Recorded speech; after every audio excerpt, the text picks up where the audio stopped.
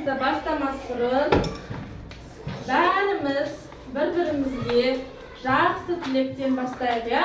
Қане, бірінші Тимурдан бастаймыз. Қасымыздағы көршімізге жақсы тілегімізді айтамыз. Ал Тимур Жансаяға айта ғой. Даусымызды қатты шығарамыз. Сабақта жақсы оқы. Жансая, сен Тимурға айта ғой. Бұл, тез.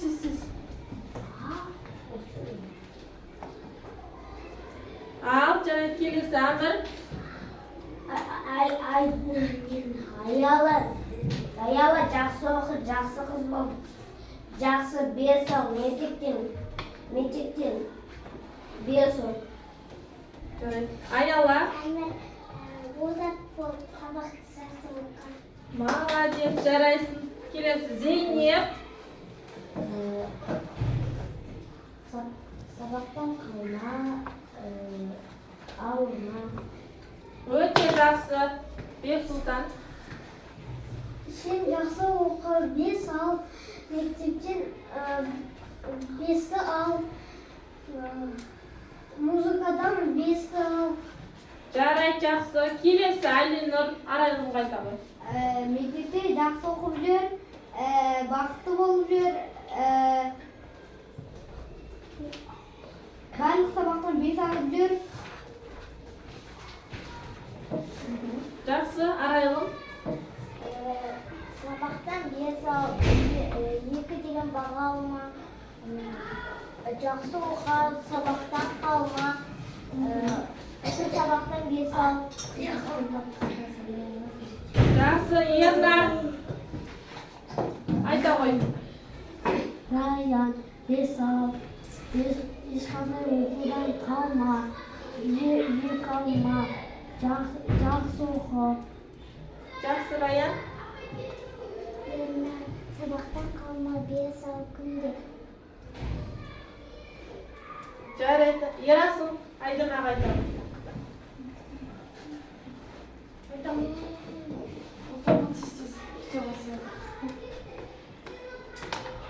Айдана Ерасылға айта ғой.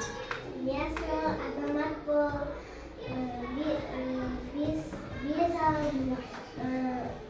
сыныпқа кешікпей бар. Қарлығаш. Тез. Сабақты тезге оқы. Даусымыз қатты шығарамыз, естілмей жатыр. Сабақты тезге оқы. Ешқандай сабақты қалмайды. Сардар. Сабақтан бес оқы, ешқашан ауырма. Я. Денің сау болсын. Сау болсын. Күнде бес ал. Жарайды. Сабақтан бес ал. Жақсы. Жан. Бақытты бол, қыдырып жүр, аман бол, бай бол, сабағын жақсы оқы, бес алып жүр. Жарайсың. Арсен. Сабақтан беске ал жүр, азамат бол. Күнде ауырып қалма.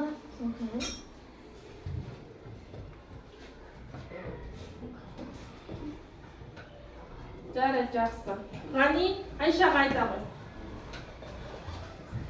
Айша, сабағыңды беске оқы.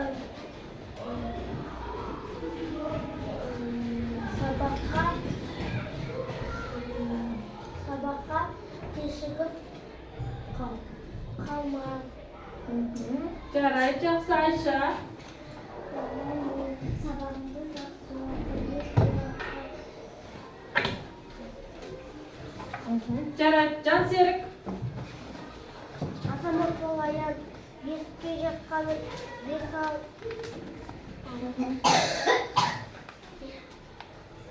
Аян айта ғой. Сабақтан бес ал, не қалма.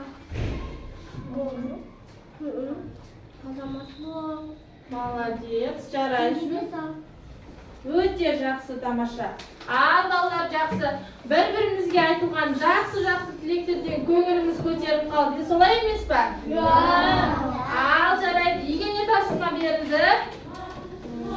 Тәтті Жыртық кітап жылады, иә? Кітапты күтіп ұста дейді. Кім оқыды? Мен. Ал, айта ғой, жан. Түсінгенімізді Түсінгенімізді қысқа нұсқа, тез. Ол кітап болады. Сосын кітап айтады. Мен саған не істедім? Айтма, көрме қарады. Сен мені жүрдің, суылдың, жерге ұстадың, қолмен ұстадың. Неге сен солай боласың дейді. Сосын жылайды. Жарай, жақсы отырамыз.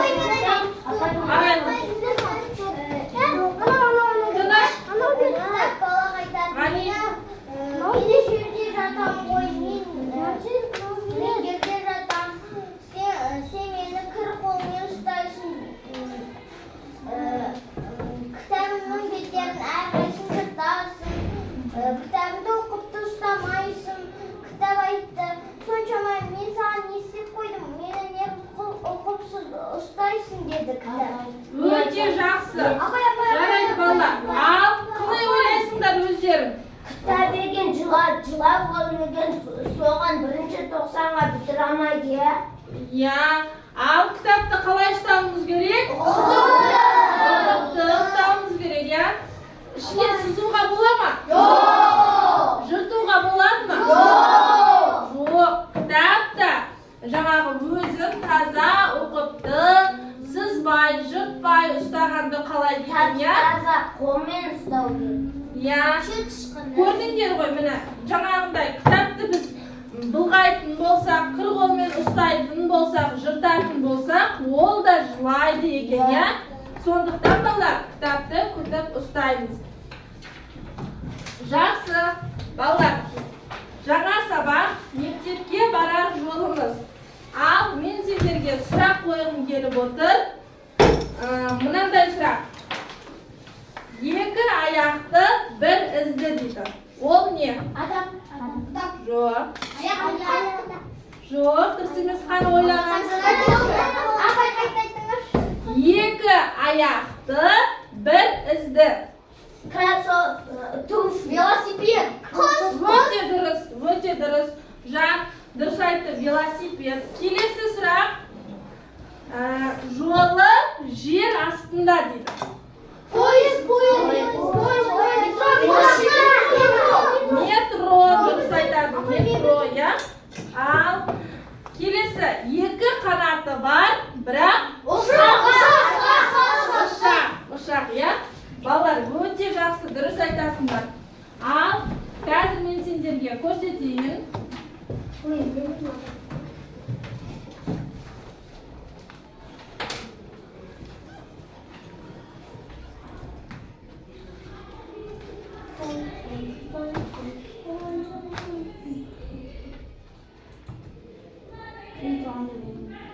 Ал, бірінші суретте не көріп тұрмыз? Ұшақ. Иә, дұрыс айтасыңдар. Кім сипаттап береді маған? Кім ұшақ туралы айтып береді? Ал, қарлығаш айта ғой. Ұшақ адамдарды айтса апарады. Иә, алысқа апарады, аха. Тағы? Ол қайда жүреді? Жерде жүре ма? Жоқ, өмірде бұл жақта. Иә, балалар, дұрыс айтасыңдар. Аспанда жүреді екен, иә? Алыс жерлерге жылдам апаратын ол біздің ұшақ. Дұрыс. Жақсы, келесі.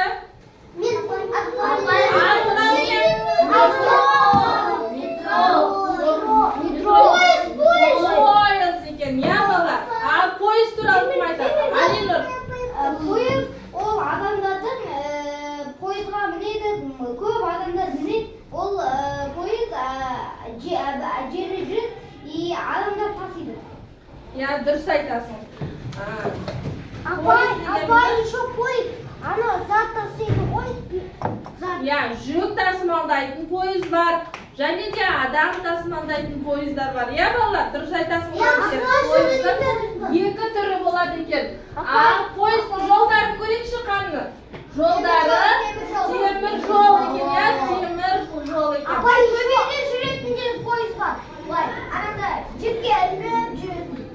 Ya, ол троллейбус, ya. Al жаңағы келесі. Апай,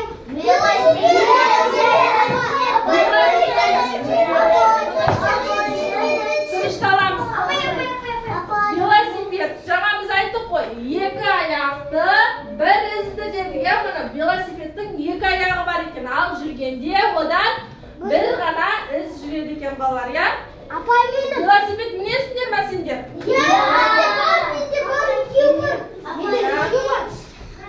Айта ғой Айдана.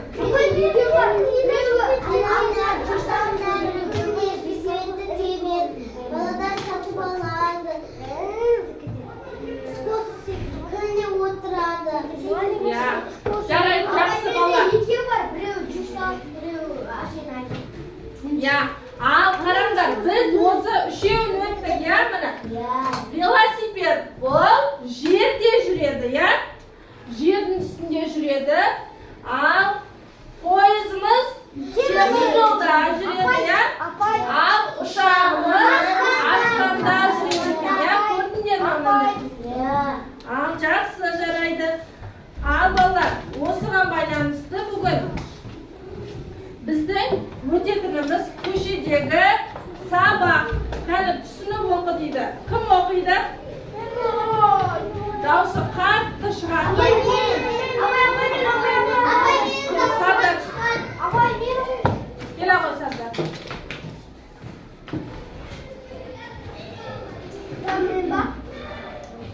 Бол, kesін. Апай сосын кім? Мектептің алдында Исатайды көргесі күтіп тұр екен. Көшенің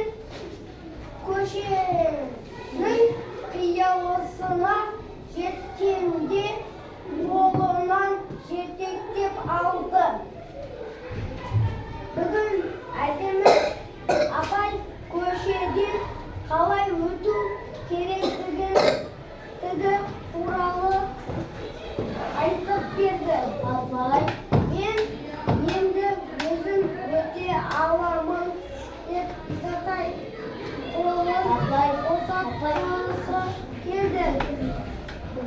Өте дұрыс болған деп көкесі қуанып қалды. Бірақ қолын босатпады. Енді Енді мұны мектепке де ұмытпа. Қалайма деді.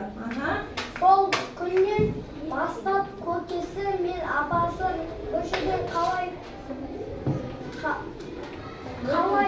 өтуді үйретті. Жолда жүру ережелерін сақтауды Исатайдың құлағына құйымен болды. Әне анау үлкен кісілер де балаларға өтіп жатыр ғой. Біз неге тұрмыз деді бірде Исатай. Шыдамсызданып олар көшеде жүру тәртібіне байланысты сабақты нашар оқығандар. Ал сен үздік оқып жүрсің. Жақсы адам шыдамсыз болмауы керек деп көкесі ыңғайға көнбеді. Сөйтіп Исатай мектепке де көшеде де сабақ оқи бастады. Отыра ғой. Жақсы. Ал балалар. Кім айтады маған? Исатайға көкесі көшеде жүру тәртібі туралы не айтты? Кәні талдайын. ол жерден Орнымыздан тұрамыз әмір. ақ сары солардан машиналар тоқтайды да көреді деп. Жол белгісісі ол еген. Адам жүргенде машина сары мен ақты көреді деп. so'zini to'xtaydi, juda beradi odamlar. Ya, dұрыс отыра ғой жарайды. Ya, балалар, Исатай.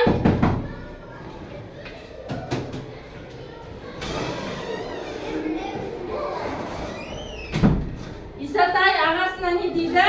Бүгін біздің апай жолда жүру ережелерімен таныстырды дейді, я? Енді жолды мен өзім кесіп өте алам дейді, я, балалар? Сонда ағасы не істейді? Қолынан жібермейді. Неліктен? Өйткені ол кішкентай. Өйткені, я, балалар, өйткені ол кішкентай болды. Машина көп болды. Дұрыс, машина де көп болды. Машиналар зу деп өтті. Я, және де олар жолдың жиегінде тұрған кезде жаңағы жолда жүру ережелерін дұрыс оқымаған үлкен кісілер не істеп жатты? Өтіп жатты. Соны көріп, Исатай да шыдамсызданып өткісі келді, я? Сонда ағасы не дейді ол Исатайға? Арайлым? Ағасы жол өтпе, сен әлі кішкентайсың. Өйткені ол қызыл жанған кезде тоқтау керек, ал сары жанған кезде жасыл жанған кезде өтесің деді.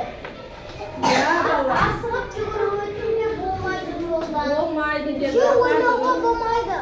Дұрыс айтасыңдар. Я. Олар көшеде жүру тәртібіне байланысты сабақты нашар оқығандар дейді, я? Ал сен үздік оқып жүрсің. Жақсы адам шыдамсыз болмау керек дейді, я? Содан бастап Исатай сабақты мектепте де, көшеде де оқитын болыпты, я, балалар? Ал, балалар, біз жолда жүру ережесін білеміз ба? Ал, Жаяу жүру.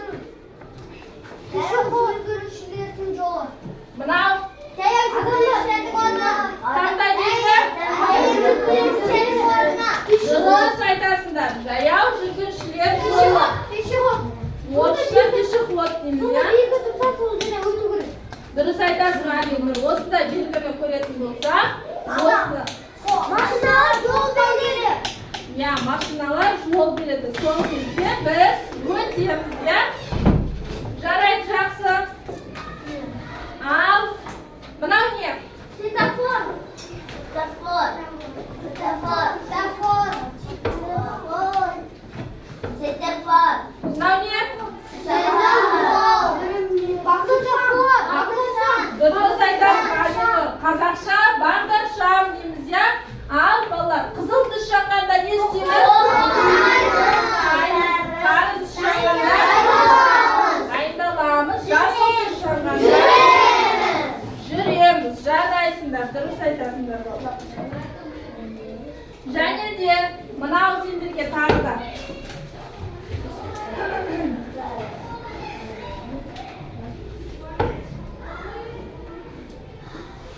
Мынау Велосипед жүретін жол.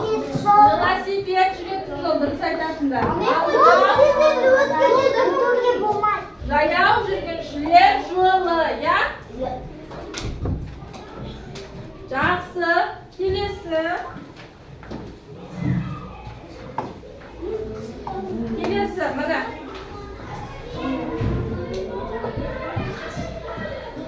Ал, мына суретте не көрдіңіз, балалар?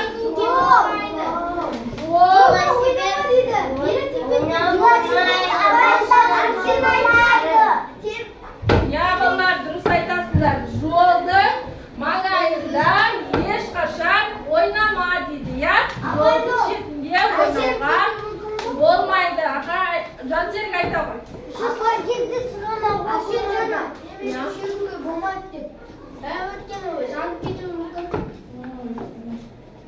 Жарайды, жақсы балалар. Сендер өте жақсы біледі екенсіңдер, я? Ал, олай болса, сабағымызды қорытындылаймыз.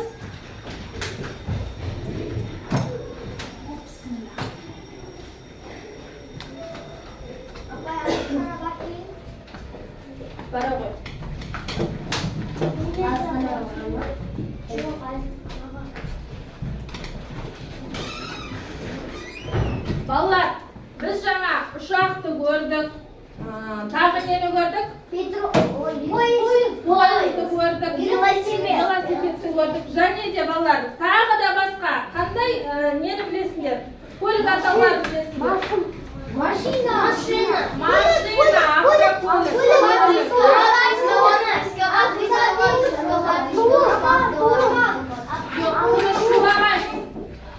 машина, автокөлік жарайды. Тағы да экскаватор, тағы да автобус, дұрыс айтасың. Я метро, КамАЗ. Я балалар. Өте дұрыс, жақсы. Көліктің түрлері өте көп екен, я? Я. Милиция. Ал балалар, сендерге мынандай сұрақ. Жолда жүру ережесін сақтау неліктен маңызды? Кім айтады? Кім айтады? Алидар айта ғой. Жол ережесі болмаса адамдар мысалға жолда белгілі машиналар адам қалып кетуші. Я, дұрыс айтасың. Мысалға құрылыс жасап, бір адам машинамен келеді да, бір шұңқыр жерде белгі тұрады, сол белгі болмаса дөңгелек қалып қалады. Ал тағы да айта ғой. Ережелер болмаса мына қалың бәрісін қалып жүреді. Жарайды, отыра ғой, жақсы. Апай, еще қыз кезде әйтпесе белгі жоқ кезде тайғанап қалатынбыз машинамен. Иә, дұрыс айтасыңдар балалар. Жолда жүру ережесін сақтау, ол біздің ең алдымен өміріміз үшін маңызды екен, иә?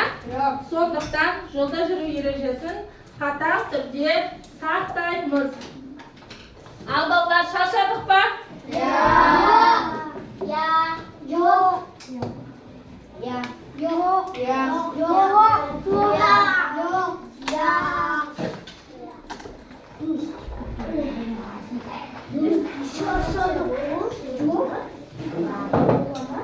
Мен де шаршамадым уже. Мен де шаршадық. Апай, менің атым қожаны көрейікші. Апай, мен үйде менің атым қожаны көрейікші. Мен де апай, менің атым қожаны көрейікші тағы да. Ал, қана бәріміз орнымыздан тұрамыз. Сергіту сәтін орындайық, иә? Білеймін қазір. Әйтеуір шыға жаққа. Көңіл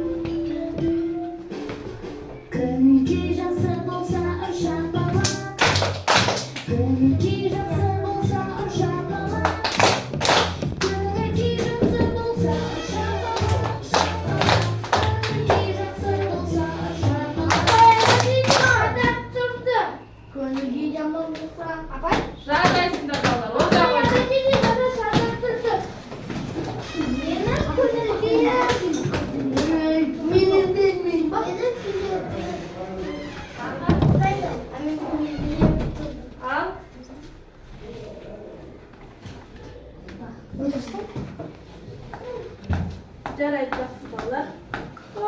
Ал балалар. Мен бүгінгі сабағымыздың жаңағы қорытындысы бойынша мына қораптың ішіне ең жақсы жауап берген, бүгінгі сабақта 5 алған керемет жауап берген баланың суретін осы қорапшаның, сиқырлы қорапшаның ішіне салып қойдым. Көргілерің келе ма? Ал, жақсы, олай болса.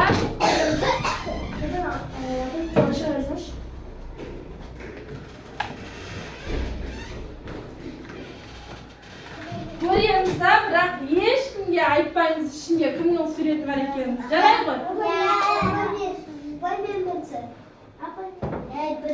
Кел, Тимур.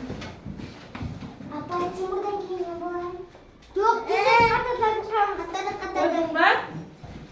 Ал, көре ғой.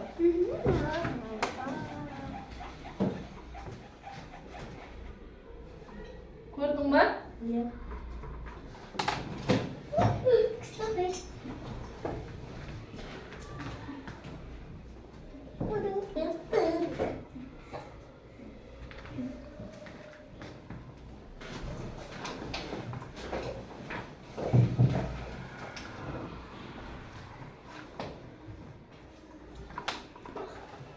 Көріп жатсыңдар ма балалар кімнің суреті екенін?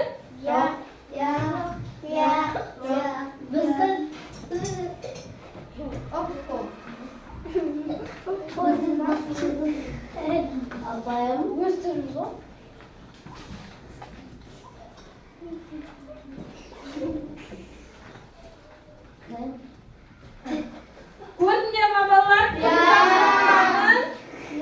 Ал, жарайсыңдар балалар. Бүгін бәрің белсенді жауап бердіңдер. Бәрің жақсы жауап бердіңдер.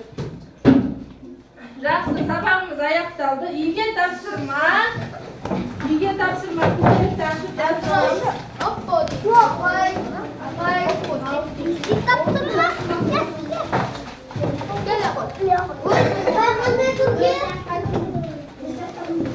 Әдебиет, ертеңге көшедегі сабақ оқып, мазмұндап келеміз. Жоқ, ертеңге.